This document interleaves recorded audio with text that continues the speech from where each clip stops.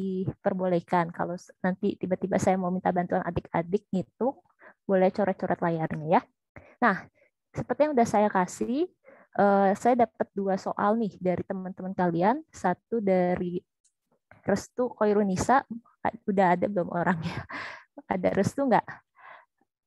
Restu Koirunisa. Coba saya search dulu. Belum hadir ya? Ya udah. Tapi kita bahas duluan aja. Kalau mau di Zoom, ini kita Zoom dulu. Ini adalah soal gabungan stokiometri dan juga mol ya teman-teman. Kita baca dulu soalnya. Asam perklorat HClO4 merupakan senyawa anorganik bersifat asam, lebih kuat dari asam sulfat asam nitrat, dan juga oksidator kuat. Kira-kira kenapa tuh oksidator kuat? Ada yang mau coba jawab? Oksigennya banyak ya. Ini oksidator kuat. Dan juga sering digunakan untuk membuat garam-garam. Nah, biasanya kalau soal kayak gini kita langsung aja ya ke to the point-nya adik-adik. Di sini diketahui apa? Massa dari asam perklorat, kerapatan asam perklorat, terus karena larutan berarti dia punya air. Airnya sebesar 81,25 mili dan kerapatannya 1000 gram per mili. Di sini yang saya sudah tuliskan juga, saya sudah tulis diketahuinya ya. Asam perklorat, MR-nya berapa? Masanya dari soal, Rho-nya dari soal, air, MR-nya kita tahu 18, volume dari soal, Rho-nya dari soal. Nah, tips dari aku, kan beberapa pertemuan lagi mungkin kalian kuis nih. Kalau sudah dapat diketahui itu, adik-adik langsung hitung apa yang bisa data yang adik-adik dapatkan dari apa yang sudah diketahui. Nah, kita lihat yang asam perklorat. Ada MR, ada massa, ada Rho. Ya, kita kan bisa dapetin volume ya. Meskipun kita belum baca soal ya. Tapi kita bisa cari dulu volumenya. Pasti ini akan berguna. Begitu juga dengan air. Kita udah dapat volume, kita dapat Rho. Pasti kita bisa dapetin apa? Massanya. Kita tahu rumusnya apa? Rho itu kan massa dibagi volume. Dari yang diketahui, ada yang bingung? Ada yang mau ditanya? Dapat volume dari mana? Dapat massa dari mana? Kak, buat apa? Kita kan belum baca soal ya. Nah, ini tips aja dari aku. Kalau teman-teman udah dapat diketahui, bikin yang rapi. Kalau ada data yang bisa teman-teman ambil, ambil. Itu ya, step pertamanya ya. Nah, baru sekarang kita baca soalnya. Kita baca soalnya. Hitung persen massa. Ya, aku zoom dikit. Hitung persen massa zat terlarut dalam 100 gram larutan. Atau persen larutan asam perklorat tersebut. Nah, di sini yang A, kita diminta menentukan persen massa. Nah, persen massa itu berarti apa? Kelarutan ya, atau massa relatif unsur di dalam senyawa tersebut.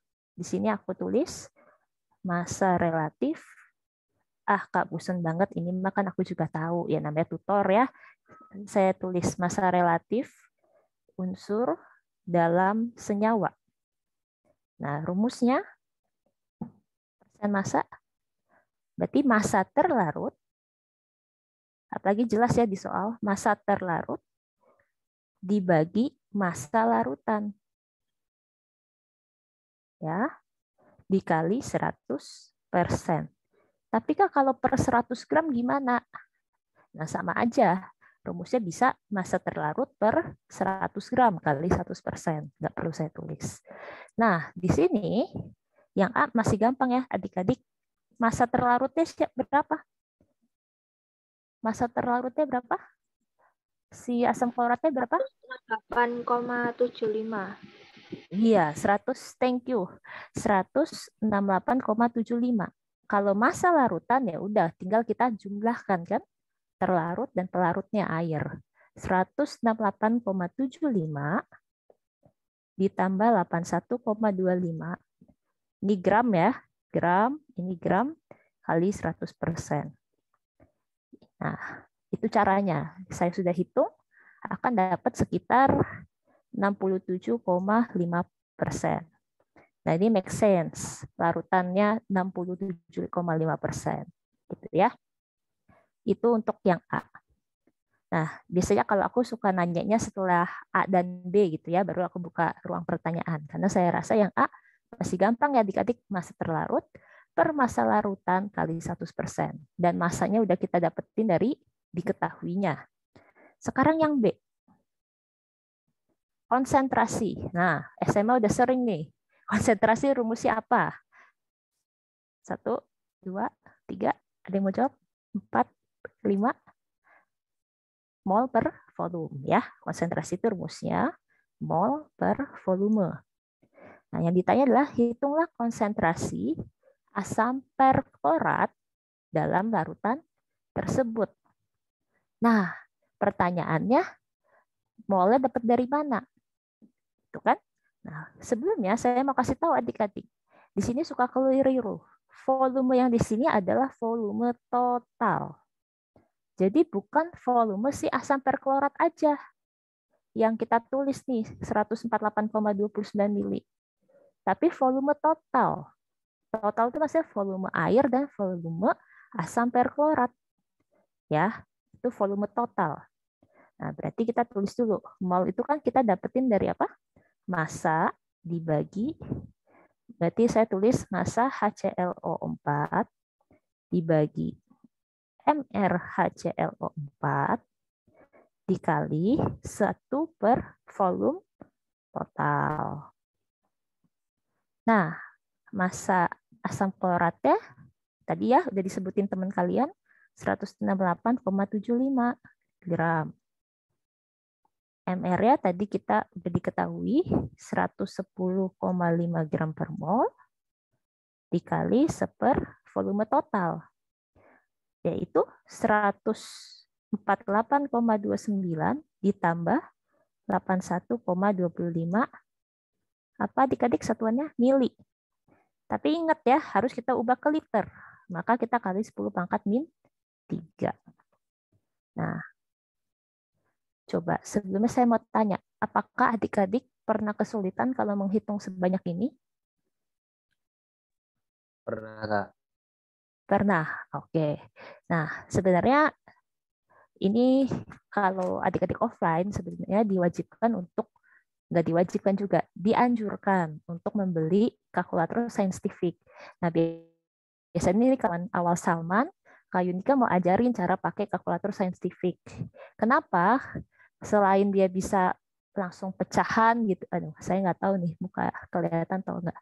Selain dia bisa langsung pakai pecahan, ya, jadi kita nggak usah ngitung satu-satu lagi, dibagi dulu, ditambah dulu, dipangkat min 3. Nah, sebenarnya solusinya pakai kalkulator saintifik. Tapi kalau misalnya adik-adik kesusahan, kita manual aja. 168,75 dibagi 110,5.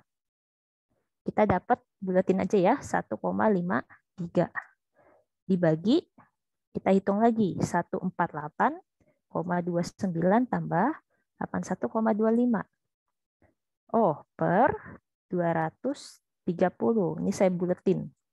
10 pangkat min 3, pindahin ke atas. Jadi kali 1000. Nah, kalau ini jadi gampang kan? Jadi 1,53 bagi 230 kali 1000. Kita dapat konsentrasinya 6,65 molar. Gitu ya. Kenapa aku menyarankan pakai kalkulator saintifik kalau udah kuliah? Nanti di praktikum ada regresi. Bisa sih pakai Microsoft Excel, tapi kebayang nggak kamu lagi Google Meet, kamu lagi nyatet gitu ya, terus buka lagi Excel ngorek gitu ya. Nah, itu bisa regresi.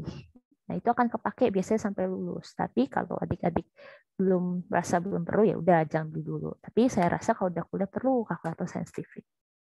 Itu ya. Oke, A dan B ada yang ingin ditanyakan? Kak, sorry, mau nanya. Tadi berhubungan dengan kalkulator saintifik ya, Kak, ya. Itu, halo, cukup jelas ya, Kak, suara saya, Kak? Kedengeran, Arya. Iya, jadi kalau kalkulator saintifik tuh, saya memang udah ada dari SMA, tapi apakah ada spesifikasi tertentu gitu ya, Kak, ya? Apa, iya, atau yang bisa ngitung variabel X, itu kan beberapa kalkulator ada yang bisa kayak gitu kan, Kak? Itu kayak Ya, gimana Kak? iya sebenarnya kalau itu tergantung jurusan ya. Kalau saya dapat teman-teman saya, ini agak curcol sedikit, nggak apa-apa, FTI. Nah, kalau FTI saya lihat kalkulatornya keren-keren. Mungkin keperluannya nanti di jurusan untuk itu deh. Tapi kalau saya FMIPA sampai saya lulus nih, pakainya yang biasa aja.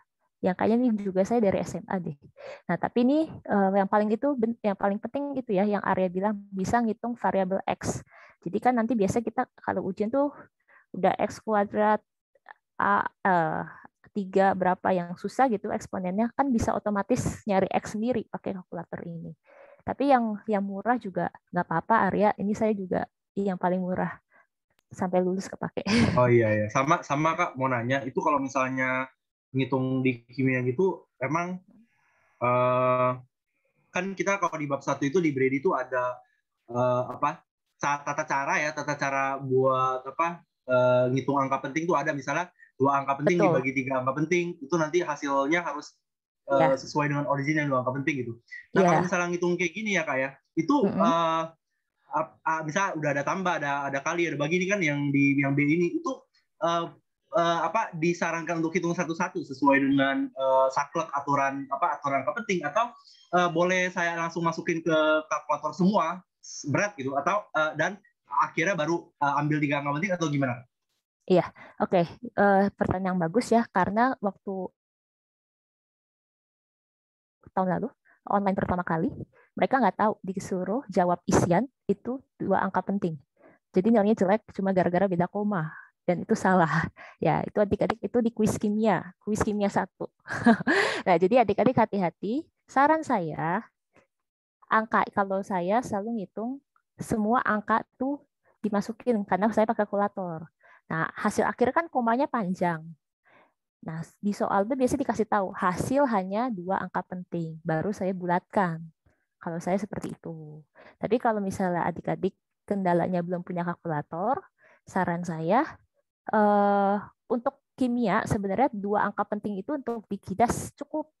Jadi dua angka penting cukup. Kalau kecuali ada request di soalnya ya harus berapa angka penting. Tapi kalau misalnya saran dari saya taruh semua angkanya di kalkulator, hasilnya baru yang kita bulatkan ke angka penting yang ada di soal, gitu ya. Tapi kalau latihan soal biasa mah sama dosen mah nggak dimintain angka penting, tenang aja, gitu ya. Oke, kita lanjut dulu. Yang C, oke? Oke, oke, saya buat lanjutannya ya. Yang C, kita baca dulu. Kalau A dan B mau ditanya, boleh langsung unmute. Yang C, ini menarik soalnya. C dan D, jika 85 mili larutan asam perklorat ditambahkan, ya kita tulis dulu ya.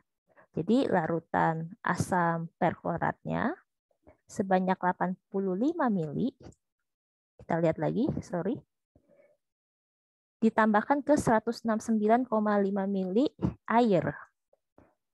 Ditambahkan ke 169,5 mili air. Oke, kayak tadi asam perkloratnya 80,5, bukan 85. Oke, pertanyaannya adalah hitung konsentrasi larutan asam perklorat yang baru. Berarti ini pakai prinsip apa? Pengenceran ya, kita encerkan. Nah, kalau pengenceran, rumusnya sebenarnya seperti di SMA, pakai perbandingan ya, M1V1 sama dengan M2V2. Nah, tapi hati-hatinya apa? Tadi kan kita udah dapat ya di poin B, konsentrasi asam kloratnya 6,65 molar. Di sini nggak saya tulis satuannya. Nah, itu tuh diambil 80,5 mili. Ditanya konsentrasi keduanya yang sudah diencerkan. Volumenya berapa yang sudah diencerkan? Hati-hati, harus volume total. Yaitu volume awal yang tadi 80,5 mili ditambahin air, diencerin. Ya, jadi hati-hati suka salah di sininya. Rata-rata cuma dimasukin 169,5 milinya aja, nggak pakai 80,5, nggak pakai volume awal. Ya, caranya cuma seperti itu. Berarti kita kalikan Kita kali lalu kita bagi dari hasil penjumlahan. Di sini kayu nike dapat 2,14 molar. Gitu ya. Mesti pakai rumus M1V1, M2V2. Ada yang mau ditanyain A sampai C? Atau mungkin Restu udah hadir gitu? Ada yang mau tanyain? Oke, kalau belum kita lanjut lagi. Yang D. Yang D kita baca soalnya ya. Nah, setelah diencerkan, 43,2 mili larutan asam yang tadi udah diencerkan, ternyata dia bereaksi sempurna dengan 75 mili natrium hidroksida. Hitung konsentrasi NaOH. Jadi sekarang ditanya adalah NaOH. Jadi tadi berapa tuh? 43,2 mili asam klorat encer. Itu kan tadi 2,14 molar. Diambil 43,2 mili digunakan untuk bereaksi dengan NaOH. Nah, NaOH-nya itu ditanya konsentrasinya berapa, tapi dia volumenya adalah 75 mili. Nah, biasa kalau di KIDAS itu kita ada reaksi titrasi ya, adik-adik disuruh hitung kayak gini-gini. Nah, sebenarnya prinsipnya sama kayak yang C, pakai rumus apa?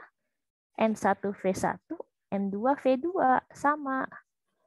Tapi sekarang yang beda adalah M1 di sini konsentrasi encer, klorat encer 2,14. Volumenya berapa yang diambil? 43,2. Konsentrasi NaOH yang ditanya. Nah, karena di sini ditanya adalah titik temu, ya, bukan diencerkan ini nih. Yang D itu bukan pengenceran. Jadi kita nggak perlu nambahin volumenya. Adik-adik harus bisa bedakan kata-kata di soalnya, ya. Kalau pengenceran tadi volume total, kalau ini kan kita mau cari titik temu, titik setimbangnya. Jadi volumenya nggak usah dijumlah, volume NaOH aja 75 mili.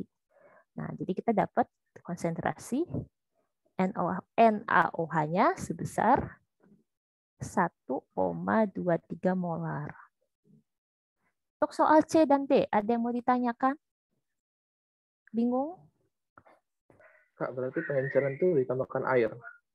Ya, kalau pengenceran itu ditambah. Kalau NaOH itu bukan buat pengenceran, tapi dia menunjukkan titik temunya. Reaksi asam basa. Itu ya. Oke, Kak. Oke. Oke, sambil ditunggu pertanyaan yang lain, kita udah bisa ya bedain C dan D. Yang E.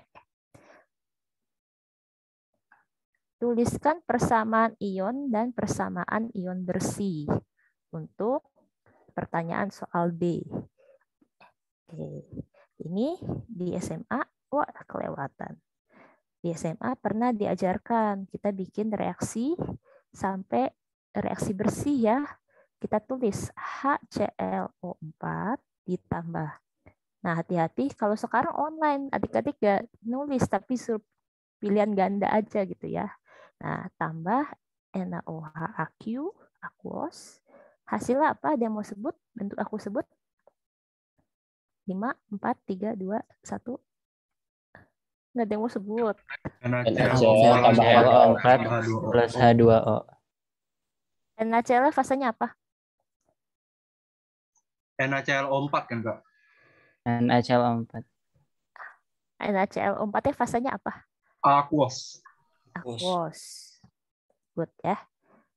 Kenapa nggak padatan? Ya karena di sini kalau kita lihat lagi nilai KSP-nya ya itu tuh besar, jadi dia gampang larut. Dia nggak mengendap gitu. Tambah apa?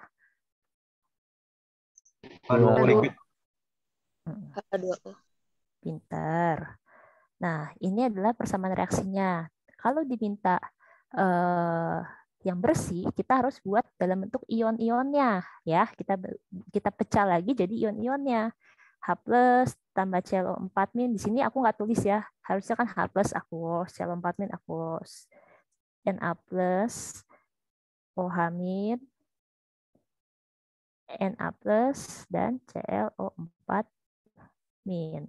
Nah, liquid itu nggak terurai ya. Jadi dia tetap H2O. Nah, dari sini kan kita bisa coret-coret nih. Sisanya apa? Reaksi bersihnya H+ tambah OH- menjadi H2O. Ya, itu jawaban yang E. Gampang. Yang F terakhir, saya tulis di sini aja. Dikatakan, tuliskan ion pengamat dalam reaksi. Nah, kira-kira ion pengamatnya siapa? Si H+, si ClO4-, si Na+, atau si OH-? Siapa ion Yang pengamatnya? dicoret. Yang dicoret. Iya, yang dicoret ya. Atau yang istilahnya jadi aqueousnya gitu, yang bertukaran. Berarti kita sebutin aja ClO4-, Na+, gitu ya. Oke. Soal dari Restu Khairunisa, ada yang mau ditanyakan? Kalau enggak kita lanjut lagi. Masih ada soal-soal yang lain. Oke, nanti kalau udah bahas soal yang lain, mau balik ke sini juga nggak apa-apa. Soal kedua dari Google Form, soal terakhir juga dari Google Form. Aku lupa ini siapa yang submit, tapi hari ini. Ini adalah soal kuis tahun lalu. Dolomit merupakan mineral yang terdiri dari kalsium karbonat. Nah, kalau udah dapat kata-kata kalimat ini, kita ubah jadi kalimat kimia dulu ya. Kalsium karbonat, CaCO3. Magnesium karbonat, MgCO3. Masih ada yang bingung membuat senyawa rumus empiris, rumus molekuler? Ya, karena Mg dan Ca itu sama-sama golongan 2A ya. Nah, kalau golongan 2A, dia logam, dia muatannya 2+. Makanya Ca2+, Mg2+. Karbonat, CO3 itu muatannya 2-. Makanya mereka masing-masing satu doang, CaCO3, MgCO3 gitu ya. Nah, ketika dipanaskan menjadi oksida, CaO dan MgO, dan juga karbon dioksida. Tuliskan persamaan reaksi dekomposisi. Nah, kalau ada reaksi kayak gini, bukan berarti adik-adik nulisinnya apa? MgCO3 tambah CaCO3 jadi Ca. Nggak kayak gitu. Tapi adik-adik pecah. Yaitu CaCO3, fasanya solid, itu dipanaskan gitu ya, ada heat, akan menghasilkan CaO solid dan juga CO2. Udah setara belum? Coba.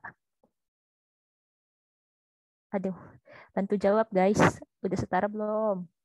Setara, Kak. Udah ya, udah setara. Nah, dah yang A selesai.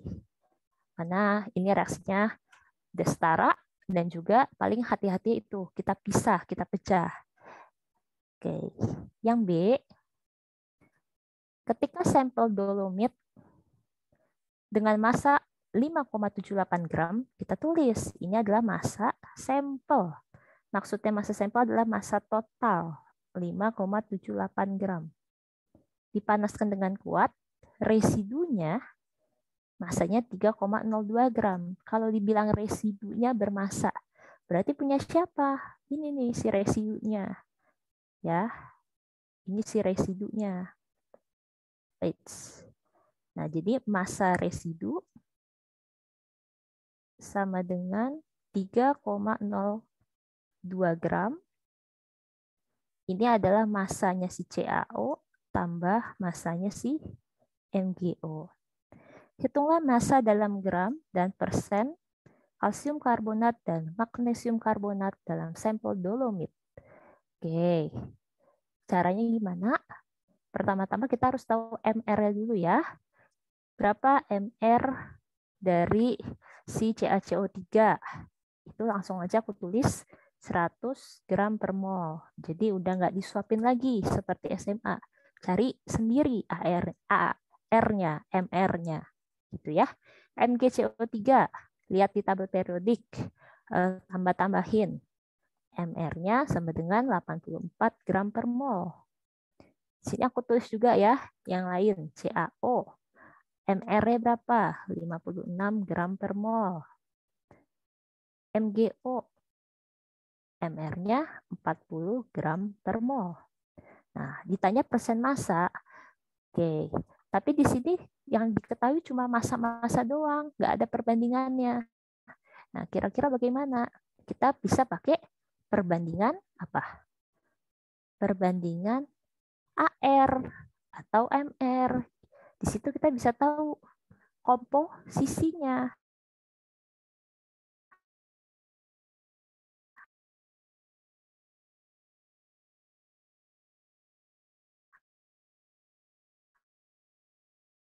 Ya, gitu ya. Masih soalnya basic. Kalau soalnya lebih kompleks lagi, yang dikasih tahu apa biasanya? Kalau adik-adik bisa mengira. Mol dari CO2 atau volume CO2 dalam keadaan STP. Nah, itu biasanya nanti ya di stokiometri. Tapi kalau ini masih pakai perbandingan doang, persen CaCO3 itu kita pakai rumus MR CaCO3 gitu ya per MR total si dolomit. Dolomitnya terdiri dari apa? CaCO3 dan MgCO3 gitu kan. Tinggal kita tambahin nih 100 tambah 84. 184 gram per mol dikali 100%. Itu berapa? CaCO3-nya 100 per 104 kali 100%. Dapat sekitar 54,35%. Nah, berarti si persen siapa? Temannya CaCO3, MgCO3 tinggal apa? 100 kurang 54,35 ya. Atau sekitar berapa? 46-an ya, 46% atau 45,65% ya. Dapat. Nah, berarti kalau ditanya massanya, tinggal adik-adik hitung. 54,35% dari berapa gram? Dari 5,78 gram. Berapa?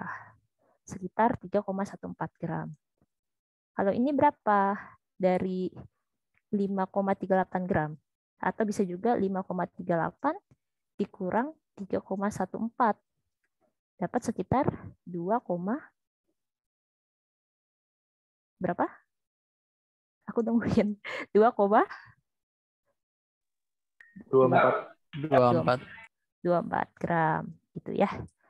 Itu soal kuisnya, masih pemanasan. Oke, ada pertanyaan dari chat. Halo Kak, cara nentuin solid atau gas itu gimana? Oke, nah jadi aku mau tanya dulu nih, adik-adik udah dapat modul praktikum belum?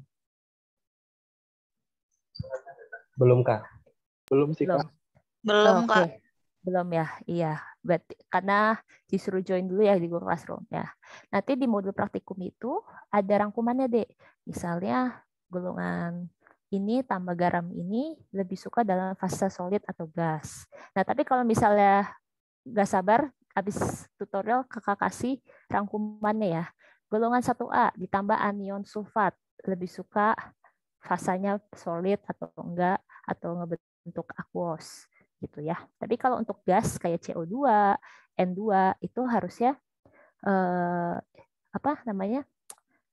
Sering di soal ya. CO2 kita udah sering gas, N2 gas. Tapi kalau untuk mungkin yang kayak gini-gini nih, CaCO3 itu solid, MgCO3 solid, itu bisa belajar di modul itu ya. Nanti aku kasih. Oke. Berarti Ya, Amanda. berarti hafalan gitu ya. Bisa hafalan, bukan hafalan. Aku salah banget bilang hafalan. Dilatih gitu ya, terbiasa. Sama kedua dari KS. Logam oksida gitu ya. Itu boleh kita simpulkan dia solid nggak? Iya, ya boleh. Iya. Kalau yang macam-macam Iya. itu yang apa tambah sulfat itu kan terkait dengan itu ya, Kak. Solubility Garam-garam, guidelines itu ya. solubility. Iya. Aturan-aturan itu ya. Itu.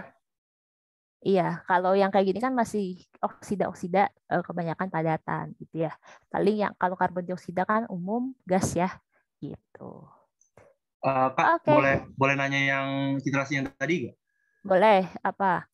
Saya mau nanya, itu kan titrasinya masih biasa. Jadi kita kayak titrasinya sederhana HCl tambah NaOH gitu kan.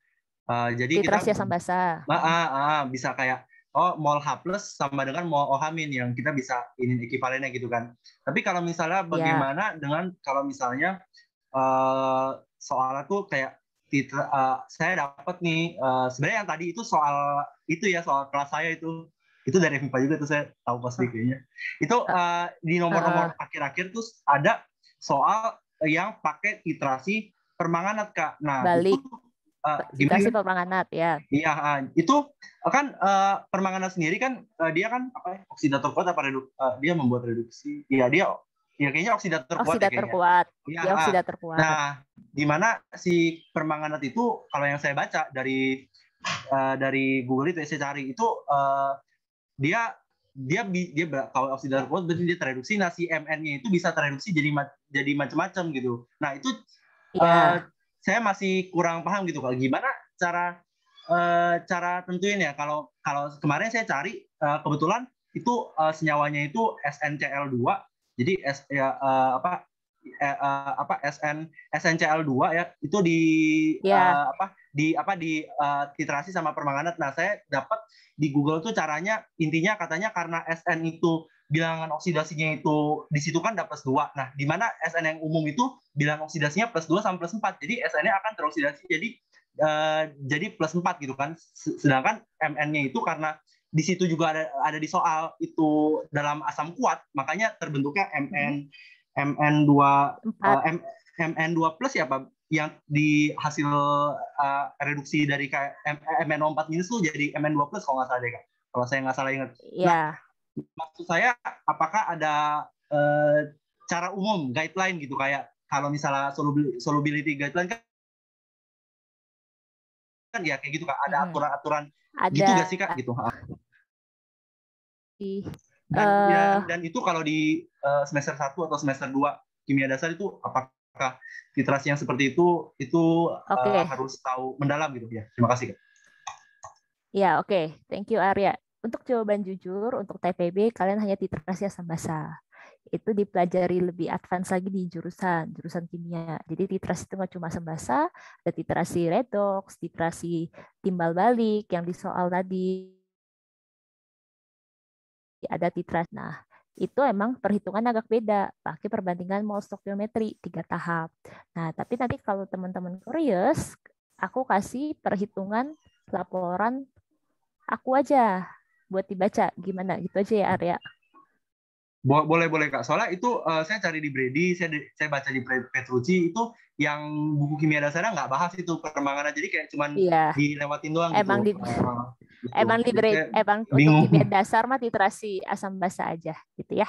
Itu tapi mungkin dosen-dosen suka ayo latihan titrasi yang lain gitu.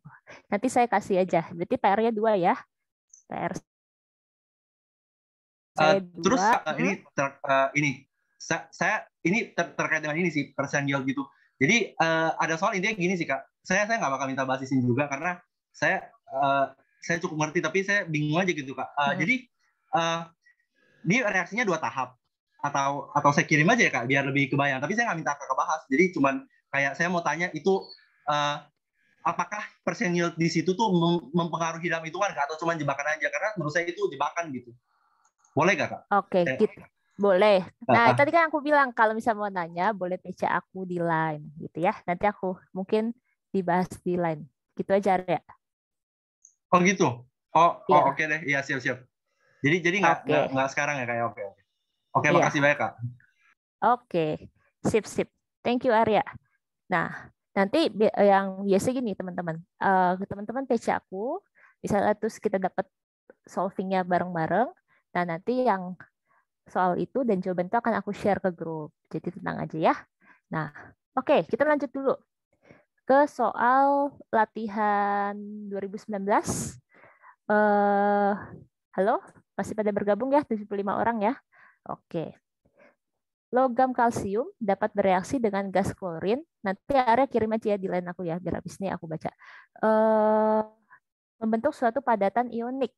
Salah satu isotop radioaktif kalsium itu adalah 48 dengan massa 47,953. Nah, kalau kayak gini, yang tadi aku bilang, kalau kayak konsentrasi, mungkin adik-adik bisa buletin. Tapi kalau kayak massa suatu isotop, 47,953 ya harus ditulis 47,953. Jangan dibuletin, gitu ya. Tentukan nama dan rumus molekul yang terbentuk. Tentukanlah jumlah proton, neutron, dan elektron pada kalsium. Oke. Kira-kira gimana? Ada yang mau coba jawab? Dari adik-adik? Ada yang mau coba jawab? Tentukan namanya. Kan ini gampang ya. Dia CA itu 2+, CL-nya, CL itu kan di golongan 7A, CL-. Nah, berarti si CA-nya akan mengikat, biar stabil, dia harus mengikat 2 CL, supaya jadi stabil, jadi CaCl2, gitu ya. Jadi itu rumus molekulnya. Terus dia nggak disuruh nulis reaksi. Kalau namanya apa? Kalsium klorida. Bisa lah ya ini ya, masih pemanasan. Yang B, tentukan jumlah proton, neutron, dan elektron. Ini juga masih pemanasan. Nah, kita review aja yang di atas ini adalah nomor massa. Nah, yang di sini adalah apa? Kira-kira. Jumlah proton.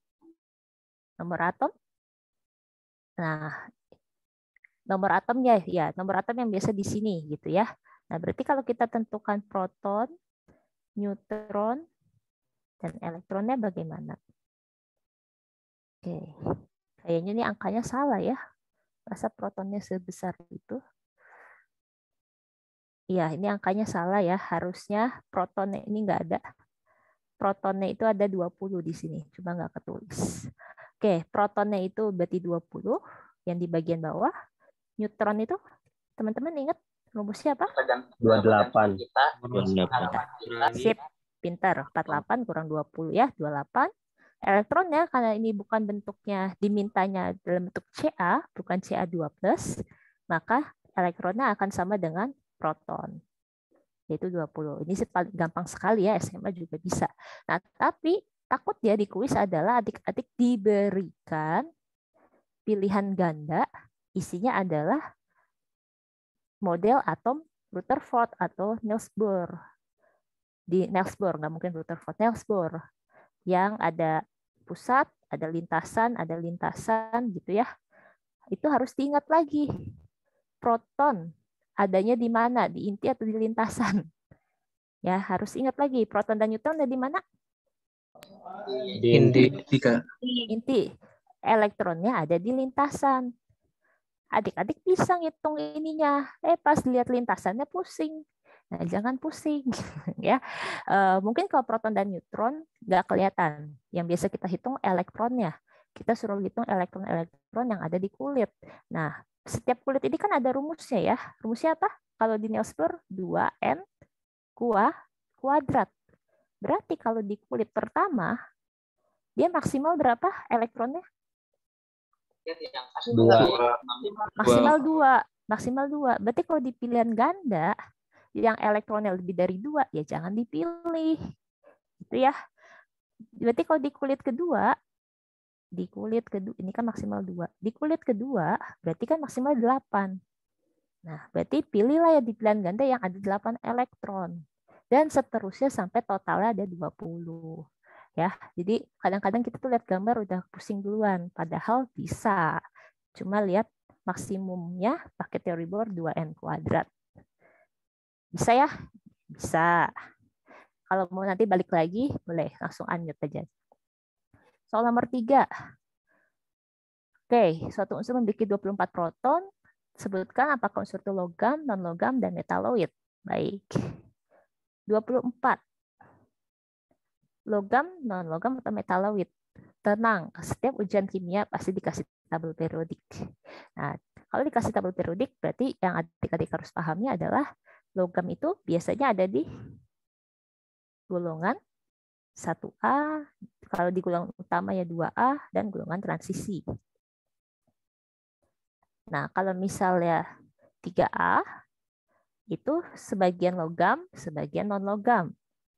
Terus ada lagi non-logam, itu ada di golongan 5A sampai 8A. Kalau metaloid, bisa sebut tepatnya?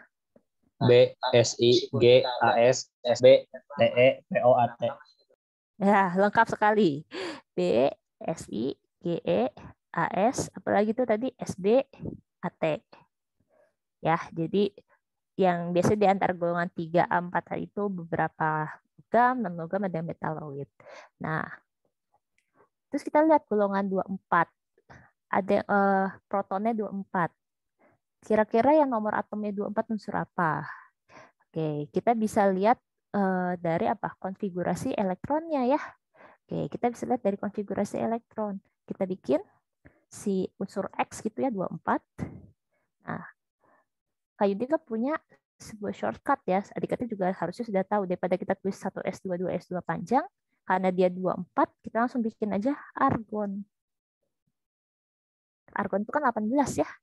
Nah, kalau argon, dia biasanya langsung setelah itu 4S, 3D. Berarti biar 24, S-nya berapa? S-nya 2, D-nya 4. Ya kan? Dapat konfigurasinya. Nah, kalau misalnya adik-adik, lihat aja kan di tabel periodik. 24 itu unsur apa kalau di tabel periodik? Ada yang tahu? Magnesium. Unsur nomor atom 24 itu unsur apa? Apa? Krom ya. Itu udah pasti kita jawabnya apa? Bukan kalau logam ya gitu ya. Cuma kalau misalnya adik-adik nggak mau lihat tabel periodik ya bisa dari konfigurasi elektron. Dari konfigurasi kita bisa dapetin apa?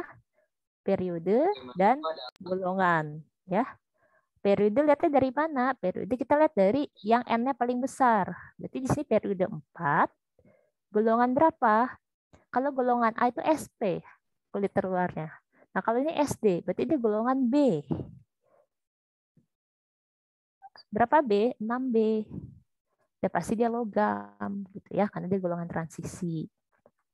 Nah, di review lagi cara menentukan periode dan juga golongan dari konfigurasi elektron. Yang B, berdasarkan massa atom rata-rata, tuliskan isotop yang paling melimpah. Ya, di sini kita disuruh lihat apa? Nomor massa. Ya, disuruh lihat nomor massa si CR. Tadi kita punya nomor atomnya 24. Kalau adik-adik lihat di tabel periodik, itu nomor massanya adalah sekitar 51,96. Atau saya buletin aja 52 gitu ya. Nah, inilah kalau di tabel periodik, itulah namanya nomor massa rata-rata. Artinya apa? Yang paling berlimpah di alam. Nah, yang C masih gampang. Berapa banyak neutron? 52 kurang 24 berapa neutronnya? 28. Ya, 28. Terus yang D elektronnya sama dengan proton, 24. Nah, yang E, jangan keburu pusing ya. Kita kadang kalau ngerjain kuis, gampang, tek. Nah, yang E-nya hati-hati. Berapa kali lebih berat massa atom rata-rata unsur ini dibanding karbon? Berarti kita hitung massa krom dibandingkan massa karbon. Krom tadi 52 sekitaran. Satuannya kan nanti coret-coret, jadi saya nggak tulis. Massa karbon ada yang ingat?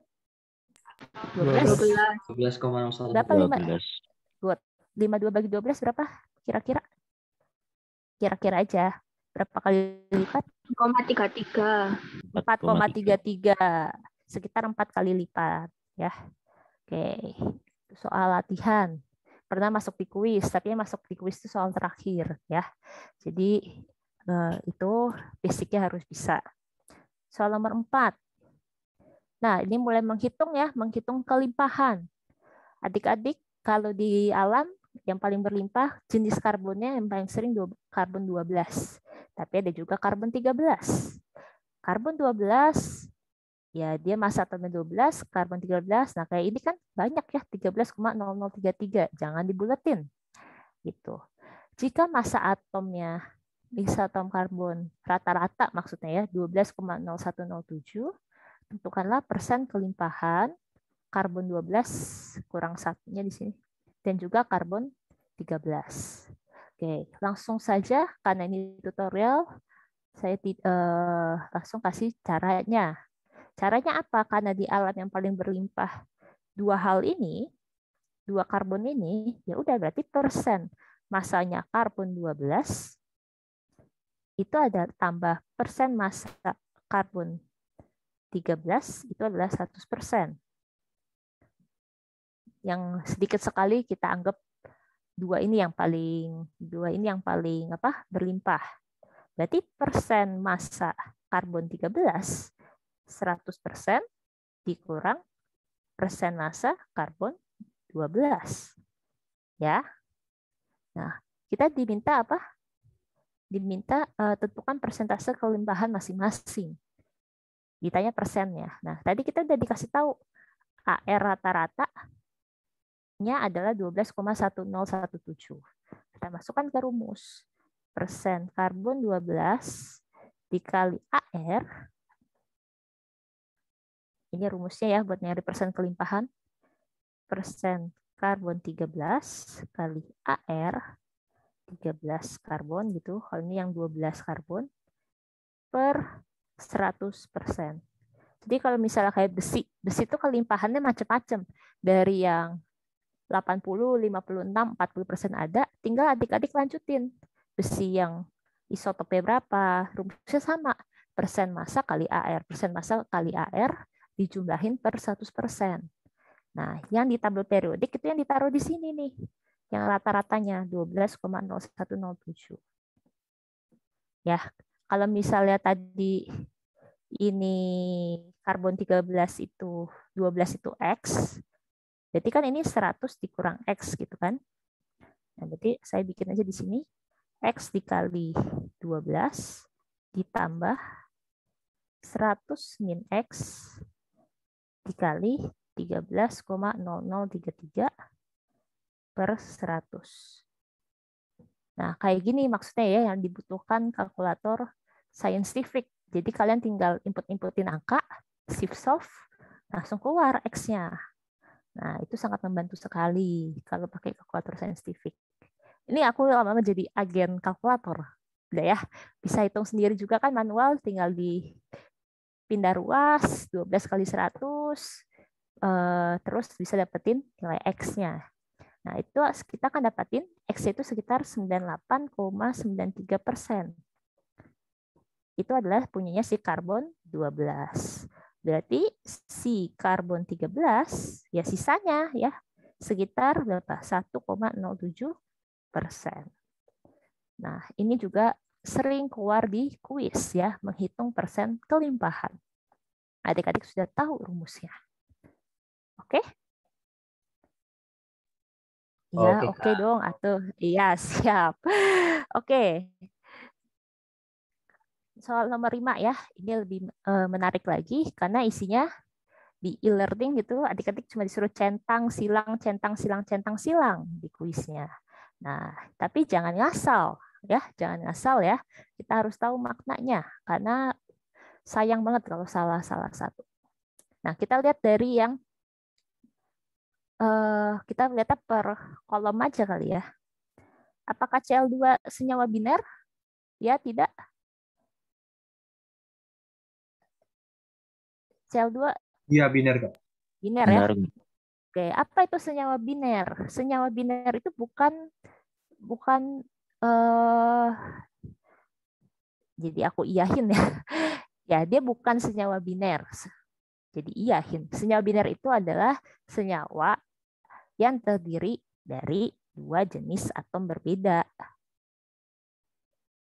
Nah, kalau Cl2 kan satu jenis atom, jadi dia bukan senyawa biner, gitu ya. Dia masuknya senyawa diatomik, gitu. Oke? Nah, berarti yang biner yang mana? Yang CaO. CaCl2, meskipun dia ada tiga atom ya, ada satu Ca, ada dua Cl, tapi dia ada dua jenis, satu Ca, satu Cl, gitu. Ini juga biner. Karena ada AS dan H. Kalau HNO3, dia 3 kan, ada hidrogen, oksigen. Nah, itulah yang senyawa biner. Oke? Nah, hati-hati. Kalau yang triatomik berarti dia mengandung 3 atom. Contohnya NO2. Ada lagi yang mau sebutin? Siapa lagi? CaCl2. CaCl2. Iya. Ada lagi? Habis ya? Oke. Udah nggak ada. Oke. Ya pakai elektron bersama-sama. Nah, nama lainnya apa? Ikatan apa yang menggunakan elektron bersama-sama? Kovalen. Ikatan kovalen. Jadi dia kalau yang ada yang memberi dan menerima elektron itu ikatan ionik ya. Ada yang donor dan akseptor elektron. Itu ikatan ionik. Nah, ciri-cirinya apa kalau ikatan kovalen? Biasanya dia harus sesama non logam ya. Oke, kalau interaksi antar ion biasanya yang mendonorkan itu adalah logam karena dia muatannya apa? Positif. Logam muatannya positif. Yang akseptor yang muatannya negatif, biasanya non logam. Nah, jangan nanti keterusan. Berarti kalau aku tanya nih, kalau kovalen muatannya apa? Positif negatif. Apa dong muatannya kalau kovalen? Kalau dia menggunakan elektron bersama-sama. Ada yang mau coba jawab? Kalau kovalen berarti dia muatannya apa? Nah, ini ya kalau dosen tanya jangan terjebak. Muatannya namanya parsial positif dan parsial negatif. Ya, ada muatannya nggak ada. Yakin kamu nggak ada muatan? Kok bisa tuh dia terionisasi? Bisa tuh dia menghantarkan listrik meskipun nggak sekuat ionik, ya kan? Nah, ada nggak muatan? Ada, namanya muatan parsial positif dan muatan parsial negatif, ya. Takutnya itu ada di soal benar atau salah. Oke, berarti Cl2 kovalen? Iya, Kak. Oke, CaO? Enggak ya, ionik ya. Ion. CaCl2? Ion juga. AsH3? Arsen. Kovalen. Kovalen, ya. Asam nitrat, HNO3? Kovalen. Menggunakan elektron bersama, good. NO2 juga kovalen. Oke, seru ya kalau soal kuisnya kayak gini lagi tahun kalian. Kak, tadi yang parsial positif, parsial negatif tuh, ya itu yang maksudnya yang terinduksi itu bukan sih? Yang dia Iya, bisa terinduksi gitu. dia bisa terinduksi, betul. Good. Senyawa diatomik, senyawa molekular dari 2 atom. Apalagi, ada lagi nggak selain ZCl2? Ada nggak yang diatomik lagi? Nggak ada Yang di ya? golongan 7. Oke. Apa? Oh enggak. Ya. Kakak tanya yang di soal ya, sorry. Kirain. Iya. Kalau yang di luar soal apa? Itu yang senyawa golongan 7. Iya, Yang senyawa golongan 7A ya. Oke. Maaf Kak, mau nanya. Iya, Tengku. Ya itu yang tadi saya masih kurang ngerti sama molekul triatomik. Oke, sekali lagi. Ya, kalau molekul triatomik itu berarti dia memiliki 3 atom, tersusun dari 3 atom. Nah, kalau Cl2 kan terdiri dari 2 atom. Jadi dia nggak masuk. CaO terdiri dari 2 atom, kalsium dan oksigen. Jadi nggak termasuk. Nah, jadi kalau ini jumlahnya, kalau biner tadi jenisnya, biasanya gitu. Kalau CaCl2 itu kan 2 klorin, 1 kalsium. Makanya ada jumlahnya ada 3, makanya termasuk triatomik. Tapi jenisnya ada 2, 1 Ca dan 1 Cl, makanya termasuk senyawa biner gitu. Ya, jadi kalau AsH3 dia kan jumlahnya 4 atom, 3 hidrogen, 1 arsen gitu.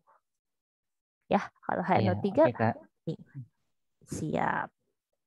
Nah, itu ya. Ini akan sering banget di praktikum, di kuis, ngisi-ngisi tabel kayak gini. Oke. Nah, kita review sejenak ya sifat-sifat fisik, unsur, jenis ikatan, tapi seperti kayaknya kalian ikatan urutan kekuatan ion gitu-gitu kayak belum ya. Itu kayaknya di antara di UTS 2, tapi sekalian aja masuk ke sifat fisik. Di tabel periodik, cara kita mengetahui sifat fisik ya paling mudah adalah dengan panah. Biasa Kak Yunika ngafalin ada yang kiri bawah, ada yang kanan atas ya. Maksudnya apa? Semakin ke kiri dan ke bawah di tabel periodik, apanya yang semakin besar? Misalnya, nah kalau kiri bawah, semakin ke kiri dan semakin ke bawah, itu adalah jari-jari yang semakin besar. Ada lagi selain jari-jari yang ke kiri bawah, sifatnya dia makin besar? Ada yang tahu? Reduksi.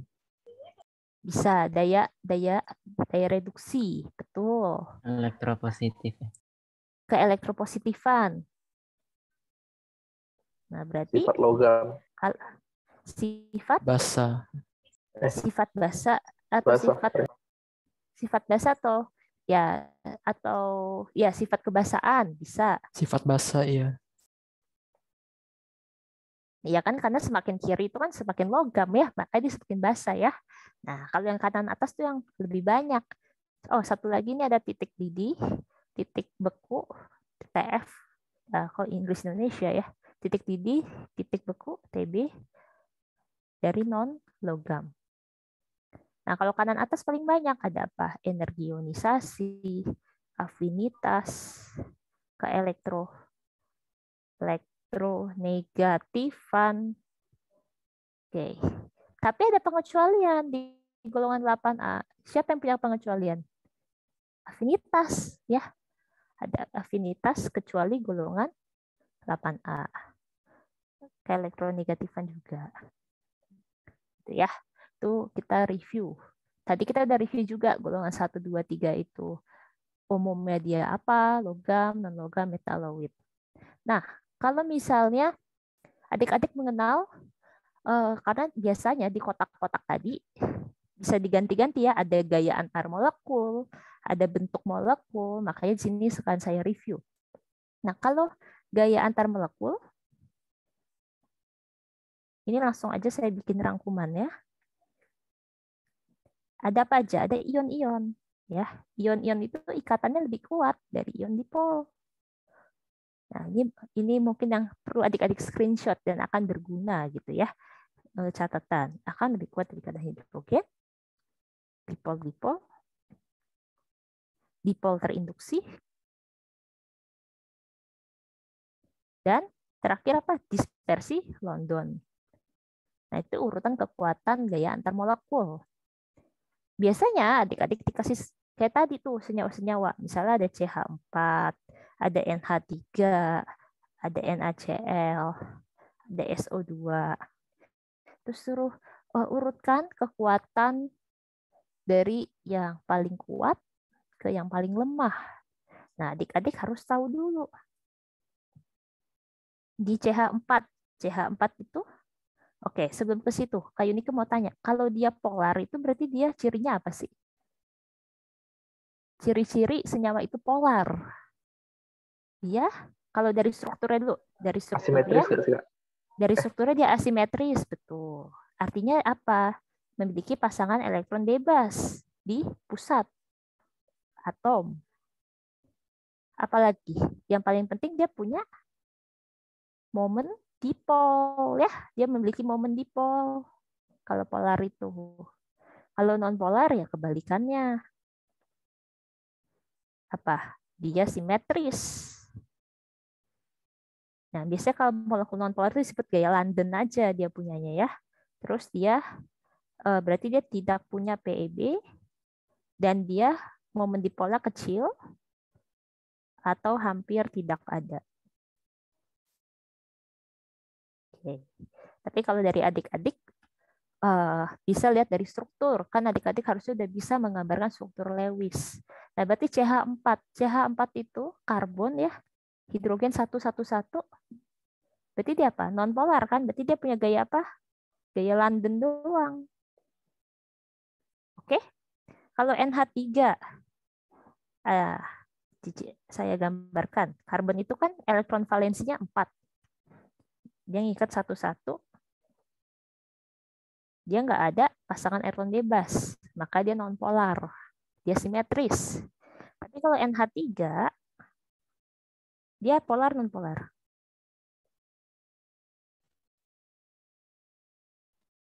Polar ya, karena apa? Karena nitrogen itu golongan berapa? Golongan 5. Dia punya 5 elektron valensi. 1, 2, 3, 4, 5. 3-nya buat perikatan dengan hidrogen, 2-nya jadi atom pusat. Kalau punya atom pusat, apa? Polar, karena dia tidak simetris. Dia punya momen dipol. Berarti dia apa? Gayanya apa? Gaya dipol. Ya, kalau NaCl kan kita udah tahu. Ada logam, ada non-logam. Berarti dia apa? Ikatan ionik. Sedangkan kalau SO2, non-logam, dia kovalen ya. Tapi kalau kita lihat dari strukturnya, S itu golongannya 6. Golongan 6A. Dia punya 6 elektron valensi. Nah, berarti 1, 2, 3, 4. Segini doang ya. 1, 2, 3, 4, 5, 6. Dia punya apa aja? Dia punya dipol juga ya. Ion dipol. Oke. Nah, tapi kalau adik-adik suruh mengurutkan, siapa yang paling kuat? Dari yang Kak Yuniko udah kasih hint di sini nih. Siapa yang paling kuat? Gaya antar molekul ya? Yang ikatan ionik ya. Ini suaraku kedengaran masih. NaCl, Kak. NaCl ya. Baru setelah itu siapa? Nah, amonia dulu atau SO2 dulu? Kita tahu CH4 paling rendah ya. CH4 karena dia London. Si amonia dulu atau SO2 dulu? Kita lihat yang lebih tidak simetris gitu ya. Cara cepatnya gitu. Yang lebih tidak simetris kan NH3. Berarti dia lebih punya momen dipol yang lebih besar. Tahu dari mana, Kak? Kita itu pakai vektor ya. Kamu lihat bentuknya tidak simetris, berarti dia punya vektor. Nah, berarti dia lebih kuat ikatannya. Selain itu, kenapa lagi alasannya? NH3 itu punya ikatan, selain dipol-dipol, dia punya ikatan apa? N sama H itu. Hidrogen. Punya ikatan hidrogen, makanya dia lebih kuat juga. Udah nggak simetris, punya ikatan hidrogen, gitu ya. Baru si SO2, baru si CH4. Gitu ya. Juga tentang tabel apa sifat-sifat udah, jenis molekul polar non polar udah. Oke. Cepat juga waktu ya, 20-40. Masih ada yang harus kita bahas. Nah, gabungan mol dan stokiometri. Tapi ini masih yang basic ya, karena kalau yang mau stokiometri lebih asik lagi kalau digabungin sama reaksi-reaksi dalam air. Nah, yang temenmu tanya tadi di bagian rituan ya. Kalau reaksi dalam air karena kita harus menebak dia bentuknya padat kah, dia jadi aquos kah, gitu kan. Nah, kalau yang ini masih belum ke situ. Masih yang sederhana. Kita punya 425 gram campuran padatan yang mengandung MgOH 2, magnesium karbonat. Karbonat 2, Mg2, berarti MgCO3. Oke, dilarutkan, direaksikan dengan asam klorida. Asam klorida itu HCl. Menghasilkan larutan MgCl2. Oke, tuliskan dulu persamaan reaksinya. Kita punya MgOH2, solid. Kenapa tahu dari mana solid? Karena tadi dia sebut ya campuran padatan. Nah, sama ini juga dipisah adik-adik. Kita punya MgCO3 kedua kali MgCO3 aja. Solid. Dua-duanya direaksikan sama asam klorida. aquos. Akan menghasilkan apa? Ada yang mau coba jawab? Udah pasti larutan magnesium klorida ya, karena dia kasih tahu MgCl2 aquos. MgCl2 aquos. Ditambah apa sisanya? Hola. H2O, 2H2O. 2O. Iya.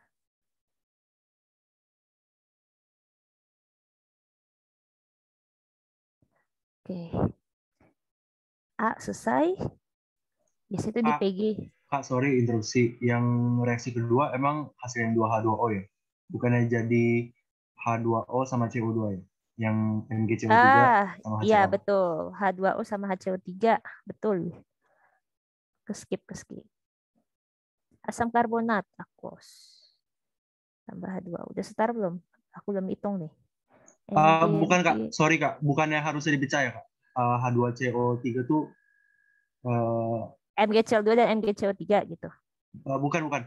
H2CO3 tuh asam hipotesis bukan sih Kak? Jadi nggak stabil, jadi dibaca jadi CO2 sama apa sih? CO2 sama apa ya Kak? Sorry, Pak. Iya. Iya, saya paham maksud kamu. Asam itu kan nggak stabil, jadi pasti ada menghasilkan CO2 dong, ya kan? Iya, maksud saya gitu Kak. Ya. Iya betul. Ya betul ya, ada CO2. Oke. Tapi tulis reaksinya boleh emang H2CO3? Atau Boleh. harus langsung kita baca CO2 sama Boleh, H2O karena gitu? karena di pilihan ganda kuisnya nggak ada CO2. Oke. Ya di pilihan ganda kuisnya itu. Tapi H2CO3 ada H2CO3 tapi ada H2O juga. Iya, nggak ada H2O. Nggak ada H2. Kalau misalnya tulis CO2 ya berarti CO2 tambah H2O gitu ya. Iya, betul. Ya, nah, okay. Kalau di jawaban pilihan ganda kuisnya, BTW aku nggak copy paste dari kuisnya karena takut copyright ya, ini kan direkam gitu. Jadi aku ketik ulang. Nah, kayak gini ya kalau jawaban di kuisnya, di pilihan ganda kuisnya. Jadi nggak ada yang menghasilkan CO2 gitu. Tapi betul yang teman kamu bilang, karena biasanya itu menghasilkannya gas, ada gas CO2-nya pasti. Tuh. Oke, good. Yang B, tuliskan rumus kimia senyawa ionik, reaktan, dan produk. Oh, gampang ya. Gampang dong. Senyawa ionik adalah yang mana? Yang reaktan. MgOH2 doang ya. MgCO3 doang. HCl termasuk senyawa ionik? Enggak ya. Dan di produknya kan MgCl2 aja. Jadi yang asam karbonat, asam klorida bukan senyawa ionik. Hati-hati dalam memilih ya. Takutnya salah baca. Jadi yang kamu pilih, tuliskan rumus kimia yang di reaktan. Ioniknya nggak kebaca. Padahal ini yang penting. Yang ada di PG-nya. Oke. Hitung massa asam klorida untuk bereaksi sempurna dengan kedua garam tersebut. Oke, perhatikan baik-baik. Ini caranya cukup panjang. Oke. Tapi dari yang adik-adik lihat di sini diketahui apa? Direaksikan dengan dua-duanya dengan asam klorida. Ya. Sama-sama dengan asam klorida. BTW udah setara belum sih? Kayaknya yang di atas reaksinya belum setara deh. Harusnya bentar, 2 Cl-nya 2 di kanan, berarti sini 2. Udah setara ya. Di bawah juga Cl-nya 2. Udah setara. H2Cl, Cl-nya 2, asamnya 2, CO3 1. Oke, udah. Nah, terus ini sorry, bukan aqueous dong ya. MgCl2 itu solid. Oke. Terus ditanyanya apa? Hitung massa asam klorida yang diperlukan untuk bereaksi sempurna dengan kedua garam tersebut. Nah, berarti mol HCl total itu adalah gabungan dari apa? Dari 2 kalinya mol si MgOH2, ya enggak? Ditambah 2 kalinya mol siapa? Atau aku singkatnya jadi 2 kali mol MgOH2 ditambah mol MgCO3 gitu ya. Kenapa ini? Dari reaksinya stoikiometri pakai perbandingan 2/1, 2/1 gitu ya. Nah, terus mol itu dapatnya dari mana? Dari massa per mR. 2 kali massa MgOH2-nya dikasih tahu persen massanya. 64,8%. MR-nya berapa? Cari tahu. Dikali massa sampel. Massa sampel dikasih tahu ya, 425. Ditambah sama 35,2%. Massa sampel dikasih tahu per MR-nya berapa? Berapa? Ada yang bantu aku cari yuk. MR dari MgOH2 dan MgCO3. Yang ini aku belum hitung soalnya. Oke. Nanti kita dapat mol HCl total. Berapa? MgOH2.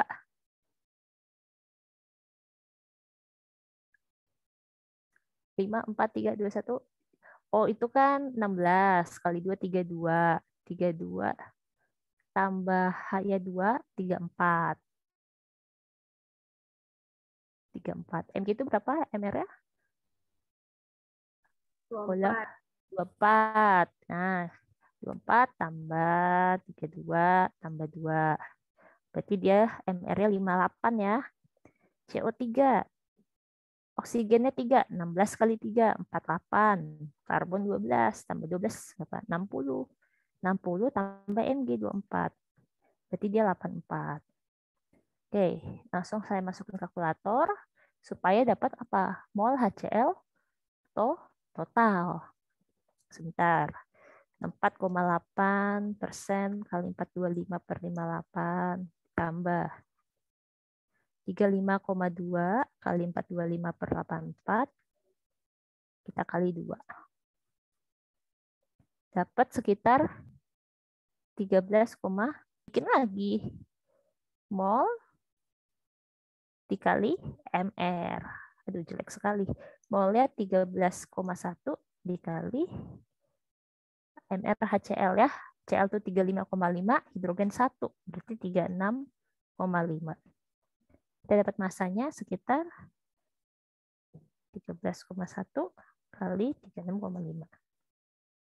478,15 gram. Nah, ini juga hasil ya. Silakan lihat di soalnya. Butuh berapa angka penting gitu ya. Oke. Kalian masih sama aku kan? Oke, udah berkurang jadi 68 ya. Udah mau 10 menit lagi. Kita masih ada berapa tuh? Masih ada 1 soal, 2 soal, tapi nggak apa-apa. Itu bisa saya kasih kunci jawabannya kalau nggak keburu. Nah, kalau yang D, saya kasih hintnya aja ya. Tentukan massa total magnesium klorida. Kira-kira dari mana adik-adik? Kita punya mol HCl total, ya. Kita punya mol HCl total. Terus mol MgCl2 itu bisa dapat dari apa? Kita tulis mol MgCl2 total bisa kita dapetin dari perbandingan molnya MgOH2 dan molnya siapa? MgCO2. Nah, nanti kita pecah lagi. Mol itu jadi apa? Massa per MR ditambah massa per MR. Massanya dapat dari mana? Ini nggak aku tulis lengkap ya. Dari persen massa dikali 425. Nah, kita dapat MgCl2 total. Molnya. Nanti balikin lagi. Massanya mol kali MR. Dapatlah hasilnya berapa gram. Itu ya caranya. Ternyata jumlah padat magnesium kloridanya 525 gram. Berapa persennya? Oke. Jadi kita dapat persen hasil. Ada rumusnya ya, persen hasil itu massa eksperimen Jadi kalau kalian praktikum tuh suruh hitung persen hasil.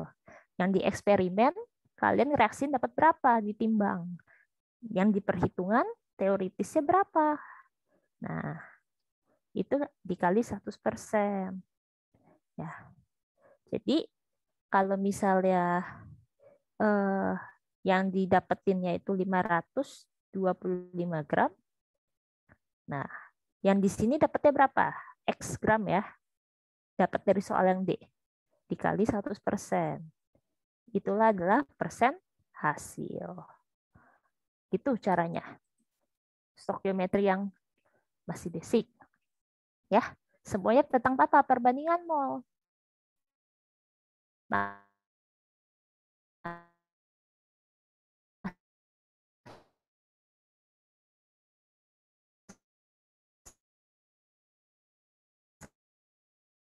per MR, massa per MR, pakai perbandingan. Nomor 7, unsur A dan B punya konfigurasi. Adik-adik tinggal hitung nih, berapa tuh? Baca ya. Oh, udah nih. 2 tambah 2 tambah 6, 10, 12, 19, 19, 39. Berarti unsur A, dia 39, unsur B, 10, 16. Oke. Lihat di tabel periodik. Yang kayu ini keinget, 16 itu sulfur. 39 apa? 29 ya, Kak? Apa? 29 enggak sih? Aku nggak kedengeran. Kamu bilang apa? 29 nomor atomnya. Ya, Kak, dijumlahin 29. Oh, 29. Sorry. 29. Ya, 29 apa atomnya? Unsurnya apa? Ada yang mau bantu aku lihat di tabel periodik? CU. CU 29. Yang B, tentukan ion yang akan dibentuk. Kira-kira apa? Adik-adik. S itu golongan 6A ya. Kalau 6A itu dia muatannya berapa? Biar oktet. Butuh 2 ya. 2. Jadi S2 min ya. CU. Nah, CU itu yang stabil. Plus 2. Plus 2. CU2 plus berarti B itu adalah CuS. Ya, tentukan ion yang dapat dibentuk. Oh, sorry. B itu cuma jawabannya CU2 plus dan S2 min. Yang C, tuliskan konfigurasi elektron. Bisa ya adik-adik ya? Cuma tinggal diapain? Dikurang 2 atau ditambah 2 ya? Elektronnya ya. Bisa, oke? Kalau buatannya positif, ya elektron dia kamu kurangi 2. Nah, tapi yang kamu kurangi untuk si CU2 plus, jadi berapa elektronnya? Jadi 27 ya. Nah, Iya. berarti AR, unit kesingkat, kan awalnya 4S3D. 27 berarti 4S2, 3D, 7 gitu ya. Oke, 4S2, 3D, 7. Kalau S2 min, ya tinggal ditambah 2. Jadi 18. Jadi apa dia? Konfigurasinya argon ya, stabil. Oke, yang D, sifat magnet dari ion A dan ion B. Sifat magnet ada paramagnetik, diamagnet, dan ferromagnet. Bedanya apa? Kalau dari konfigurasi, kalau dia ada yang single, dia paramagnetik. Kalau semuanya berpasangan, dia diamagnetik. Nah, berarti si tembaga para atau dia? Bayangkan, ini kan ganjil. Kalau ganjil pasti ada yang tidak berpasangan, kan? Berarti dia apa sifatnya? Cepat aja. Paramagnet. Iya. Sedangkan kalau argon, maksudnya sulfur dalam bentuk ion, dia kan jadi stabil kan, AR, genap kan, AR itu kan 18. Semuanya berpasangan, makanya dia sifat magnetnya adalah diamagnetik gitu ya. Oke, ini sudah. Rumus empirisnya gampang, CUS. 1 elektron pada atom A tereksitasi. Oke, hitung energi cahaya. Ini pakai rumus E sama dengan Hc per lambda. Gitu ya. Bisa hitung sendiri. Apakah teori atom Bohr dapat diterapkan dengan atom A? Bisa nggak Cu pakai atom Bohr? Enggak. Enggak Bisa. ya? Tidak. Atom Bohr itu hanya untuk apa? Hanya untuk golongan utama, tidak golongan transisi. Ya, tidak memenuhi kaidah yang 2n kuadrat tuh enggak ya. Oke. Terus afinitas elektron. Oke.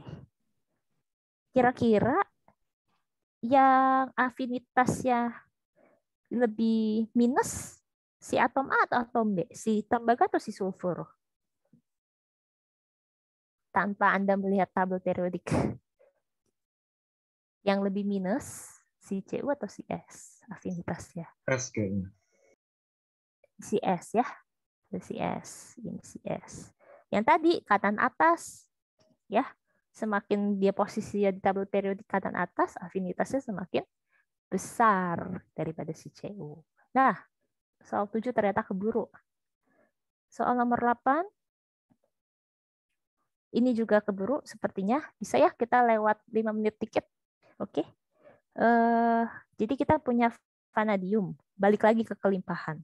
Nah, yang paling terkenal vanadium 50 dan vanadium 51.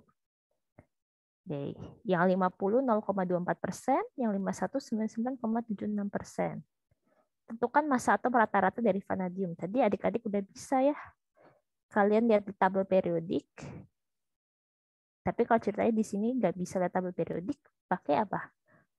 Kalau ini tinggal persen kali massa. Persen kali massa per 100. Yang B, tentukan proton, elektron, dan neutron dari masing-masing isotop. Bisa ya, vanadium 50, yang ini 50,7. Protonnya berapa, elektronnya berapa, neutronnya berapa. Tadi kita udah sempat bahas. Vanadium 51. Terus ini, vanadium nomor atomnya berapa sih? Ada yang tahu? 23 ya. Nah, 23. Bisa tentuin proton, elektron, neutron. Yang C. Nah, C dan D nih yang mau aku bahas. Vanadium 5 oksida. Berarti tulisannya gimana? Rumus molekuler, rumus kimianya.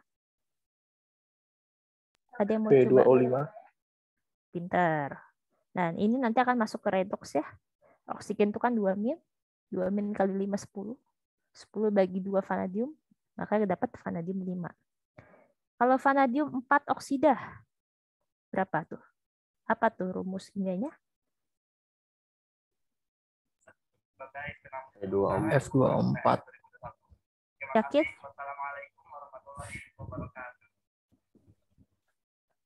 Vanadium 4 oksida. Berapa tadi? V2O4 bukan. Iya, V2O4. Ya, meskipun itu jarang sekali ada gitu ya. Vanadium 4 itu lebih suka dalam bentuk vanadium 5. Kalau vanadium 4 itu lebih suka dalam bentuk aqueousnya, garam-garamnya gitu ya. Kalau vanadium 3 V2O3 itu masih bisa. Nanti bisa kalau di soal kuis diganti, bisa besi, bisa Cu, pokoknya golongan-golongan transisi. Kalau V2O4 itu boleh tulis VO2 nggak? Nah, Kan kayak itu makanya aku kayak aneh nih. Ya, yang paling tepat tuh VO2 ya. V2O4 tuh jarang sekali. Yang paling tepat tuh VO2. Kenapa? Pertama, dari bentuknya. Kalau sama-sama muatannya 4, kalau VO2 kan kalau kita lagi lihat bentuknya lebih sederhana ya. Nah, itu yang lebih disukai, energinya lebih rendah. Makanya lebih umum di alam tuh bentuknya VO2 gitu. Yang D, thank you Arya. Yang D, tentukan nama senyawa. Nah, kalau di ITB tidak lagi ya suruh tentuin nama senyawa yang NaCl. Ya, itu udah gampang ya, asam asetat. Nah, yang model-model kayak begini. Nah, itu PR ya untuk kita tahu penamaan